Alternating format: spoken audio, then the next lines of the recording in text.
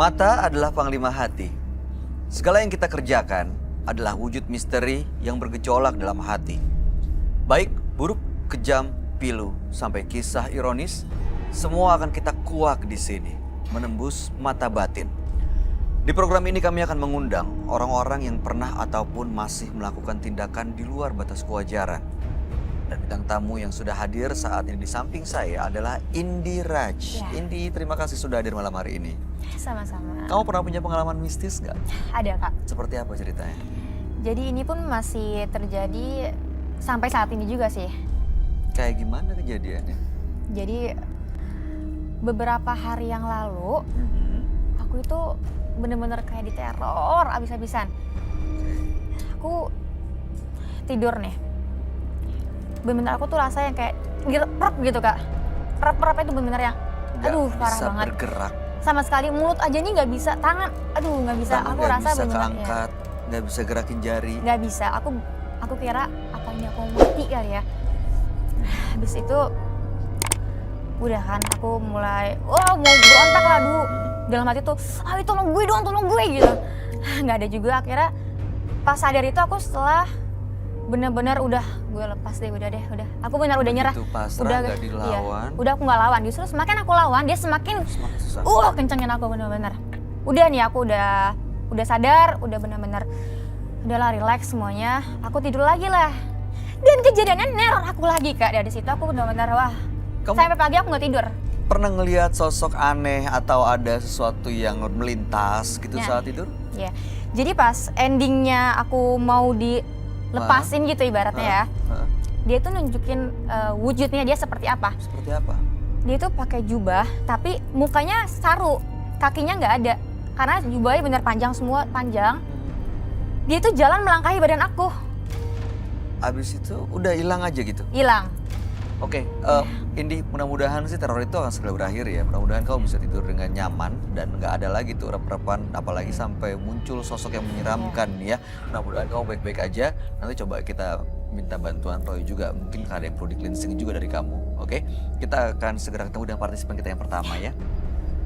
Berikut ini akan hadir seorang perempuan yang mengaku nekat mempelajari ilmu penglaris untuk memperlancar usahanya. Malam hari ini kami akan panggil dia dengan nama samaran. Kami persilakan Retno.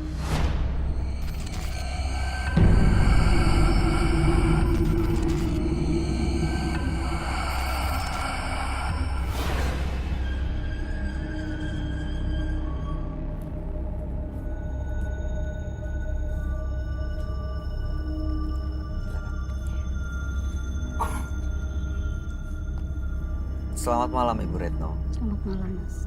Apa yang mau Ibu Retno ceritakan? Saya itu sudah 7 tahun berdagang ketoprak dengan suami di daerah. Oke. Selama 7 tahun itu nggak ada perkembangan sama sekali. Hidup kami itu pas-pasan. Kami itu sering sekali diremehkan oleh tetangga karena saya merasa miskin. Saya dendam sama tetangga saya yang suka meremehkan saya. Saya hilap, Mas. Saya cari jalan pintas. Apa itu? Saya pergi ke salah satu daerah mencari orang pintar, minta penglaris buat dagangan. Oke, untuk mendapatkan penglaris itu apa yang harus Ibu lakukan? Orang pintarnya sih cuma menyarankan saja supaya setiap malam Jumat saya melakukan ritual. Saya mengambil segenggam tanah kuburan yang baru meninggal. Nanti tanahnya itu akan saya campur dengan kacang giling yang saya pakai untuk. Jadi Ibu campurin tanah di dagangannya Ibu? Iya, hanya buat. Dimakan orang? Iya, Efeknya jadi laku tuh? orang bilang saya semakin enak. Omset pun banyak, kehidupan saya pun berlimpah. Ya berkecukupan lah seenggaknya. Saya coba buka cabang yang kedua, yang jaga suami. Cuma 2 tahun belakangan ini, saya merasakan ada dampak dari perbuatan saya, Mas. Apa itu? Ya, saya sering sekali didatengin sama makhluk yang saya ambil tanahnya. Ada yang marah, kadang ada pula yang rasanya mau nyekek saya, Mas. Kalau saya lagi tidur tuh saya mau dicekek, mau. Oke, Bentuknya macam-macam dong, karena dari kuburan berbeda-beda Iya, kan? karena dari tiap kuburan berbeda. Dan itu banyak ya? Ya selama 2 tahun ini ya sudah banyak, karena kan saya ritual seminggu sekali, setiap malam Jumat. Baik, tujuan ibu datang ke menembus mata batin untuk apa? Saya mau minta tolong, setidaknya saya menyesal dengan perbuatan saya, Mas. Saya ingin membersihkan, saya bener udah nggak mau lagi berbuat curang dalam berdagang, Mas. Oke. Saya nggak mau keluarga saya jadi korban dari perbuatan saya, Mas. Karena perbuatan saya ini, suami saya sering sakit-sakitan. Oke baik, mudah-mudahan penyesalan ibu memang benar-benar tulus dan suami akhirnya sekarang bisa sembuh ya, terlepas dan terbebas dari gangguan makhluk-makhluk halus, dan mudah-mudahan sih kedepannya usahanya lebih lancar nih dan hidup ibu dan keluarga lebih tenang. Kami akan ajak Ibu Retno untuk langsung bertemu dengan sahabat kami. Dia adalah seorang indigo. Kami persilahkan Roy Kiyoshi. Sebelumnya, tim Mata Batin sudah memberikan tanggal lahir dan nomor rumah partisipan kepada Roy Kiyoshi. Dengan mata batinnya, Roy akan membaca berdasarkan angka yang kami berikan. Retno, terlahir tanggal 28 Januari 1982 dan mendiami nomor rumah 36. Tanggal lahirnya mencerminkan sosok yang serakah. Dari yang saya lihat, sosok Retno mempunyai satu tujuan dan keinginan yang ia capai. Setelah berhasil mencapai keinginannya dan sukses, Retno justru mendapatkan teror dari makhluk gaib. Apa yang saya lihat ini adalah makhluk gaib yang membuatnya mengalami keanehan. Di dalam tubuh Retno saya melihat ada banyak arwah gentayangan.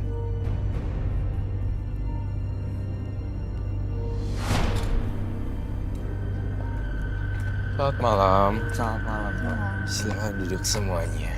Terima kasih. Mbak Retno dengan tanggal lahir 28 bulan 1 1982 dan nomor rumah 36. Ibu Retno setelah 7 tahun berdagang, betul Iya, ya, betul. tidak laku-laku, akhirnya menggerakkan Ibu Retno untuk menggunakan penglaris karena Iya. waktu itu diremehkan oleh orang. Iya, betul. Dan ternyata ritual untuk menggunakan tanah kuburan mencampur dengan dagangannya berbuah laris Laris. akhirnya. Dan perekonomian membaik, Membaik. tapi justru belakangan sering diganggu oleh arwah yang Yang tadinya tanah saya ambil. kuburannya itu diambil ya. Iya. Dan suami juga sakit-sakitan. Iya. Makanya malam hari ini mau melepas semuanya supaya punya hidup lebih tenang. Iya, betul. Kalau saya boleh tahu, tanah kuburannya dicampur, lalu kemudian Mbak Retno punya barang-barang jimat lain nggak selain tanah kuburan? Yang dikasih sama orang pintar itu hanya tanah kuburan aja. Jadi tanah kuburannya itu kita ambil malam Jumat, kita ambil dari orang yang belum lama meninggal, atau sehari 2 hari baru meninggal bisa kita ambil. Nanti Kuburannya kita masih basah, masih ada bunganya gitu. betul, iya yang seperti itu. Itu dukunnya memang benar-benar minta ibu untuk menggunakan tanah kuburan gitu, dikasih tahu, dicampur di dagangannya gitu. Iya betul. Pernah ada gak konsumen atau pelanggan yang akhirnya datang karena sakit, komplain, marah-marah? Oh belum. Cuma rata-rata dari mereka merasa puas justru dengan mereka bilang enak. Ya ampun, serem banget dong. Mereka bilang enak. Ibu beneran mau ngelepas semuanya nih? Nanti kalau misalnya nggak laku, cari pesugihan penglaris lagi. Justru sekarang memang Mas, semenjak 2 tahun dari ini, dagangan saya sekarang mulai Turun. kurang laku. Suami saya sakit-sakitan terus Mas. Saya sudah mulai merasakan ajab dari perbuatan saya. Suami ibu tahu kan ibu menggunakan penglaris seperti ini? Tahu, karena saya memang persetujuan dari dia. Kamu gambar sosok pocong yang menyeramkan sekali. Kenapa ya? Saya menggambar sosok pocong ini selalu mengikuti di gerobak Ibu Retno. Dan selalu mengikuti di laci uangnya. Ada dalam situ. Ya, di dalam situ. Jadi dia menyimpan barang-barang tanah kuburannya tapi dihuni oleh sosok ini sangat menyeramkan sekali. Karena memang ini mainannya sama kuburan. Jadi identik sekali dengan ini. Dan menyeramkan.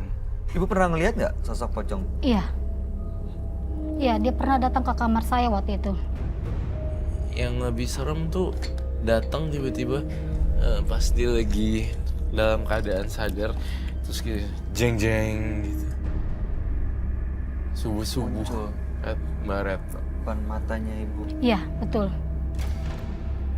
Mbak Retno juga nih saya ngelihat dalam masa yang sekarang, jika Mbak Retno masih menggunakan tanah kuburan dan sosok ini, saya melihat kondisi Mbak Retno juga ikut sakit. Saya ngerasain juga di sini kelihatan banget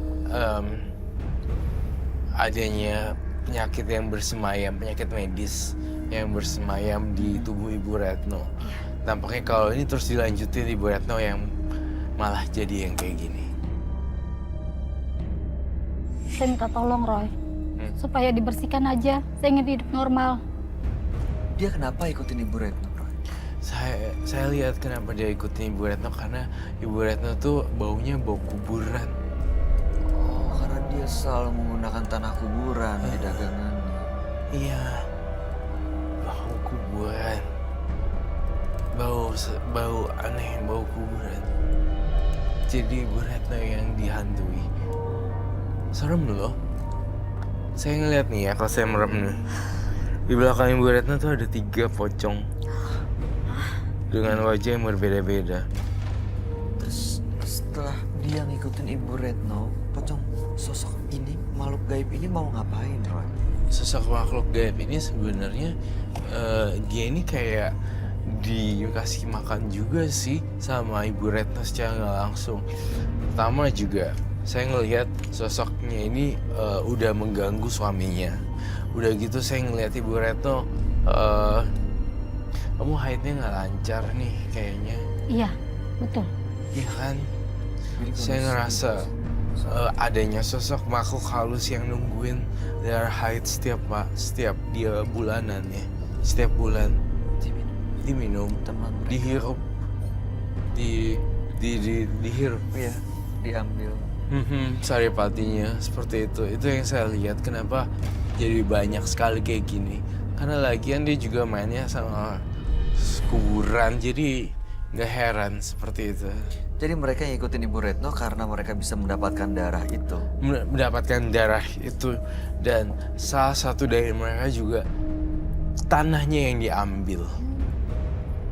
Ada yang tanahnya diambil. Iya, saya mau nanya lagi baik. Waktu pas Ibu Retno meracik itu bumbu-bumbunya, kamu ngerasa di belakang tubuh kamu ada yang aneh nggak Mbak Retno? Ada. Kayak pas lagi gitu ngeliat Iya. sesuatu. Iya, ada. Kalau saya sedang menggiling kacang, perasaan di belakang itu ada makhluk yang selalu ngikuti saya. Pundak saya pun rasanya berat sekali. Tapi saya terus melakukan ritual itu. Ibu, Jadi setelah- tuh gini, yang saya lihat tuh gini, Bay. Ini tuh ada 3 sebenarnya, dan mendiami gini loh. diam di situ. Lihat ke atas gitu, terus ada yang matanya putih gitu. Tiga bentuk makhluk halus berbentuk macam gitu. Blongo gitu. Ibu setelah merasa terganggu pernah coba cari solusi nggak ke tempat lain? Belum, Mas. Saya belum cari solusi apa-apa. Jadi tetap dijalanin aja gitu Tetap ya? saya jalani. Kalau nggak dipakai tuh jadi nggak laku, pasti nggak laku. Iya, Pernah coba? pernah. Saya pernah mau menghilangkan itu semua, Mas. Saya nggak pakai. Saya nggak ikutin ritual yang orang pintar itu bilang ke saya. Tapi justru dagangan saya sepi. Ya suami saya sakit-sakitan.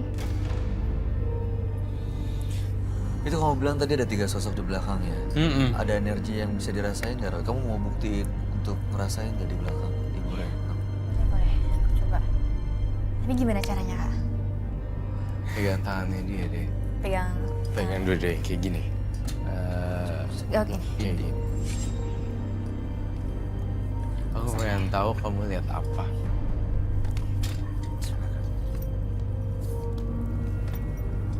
Coba Bu.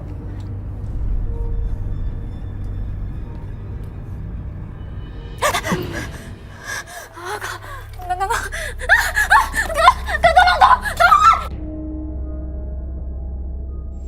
Kamu mau apa? Bu, Kamu mau apa? Bu Retno, Roy, ini gimana Roy? Bu Retno, Bu Retno, Kamu mengusik. Bu Retno, nggak ada yang Kamu mau ganggu. mengusik saya. Bu Retno tenang, Bu Retno, Bu Retno. Bu Retno tenang, Bu Retno tenang. Lepasin Bu. Maaf, lepasin, maafin dia ya. Dia nggak ada maksud untuk jahat kok Bu. Ibu duduk lagi ya. Bu. Kau ngeliat nggak apa Bu? Aku nggak apa-apa. Aku nggak tahu ya, itu aku perempuan atau laki-laki nggak tahu. Cuma dia langsung kayak nggak suka adanya aku untuk musiknya. Aku nggak tahu lah. Iya. Aduh, sama. aku bener-bener. Tadi kaget gitu ya. Oh iya. Ibu,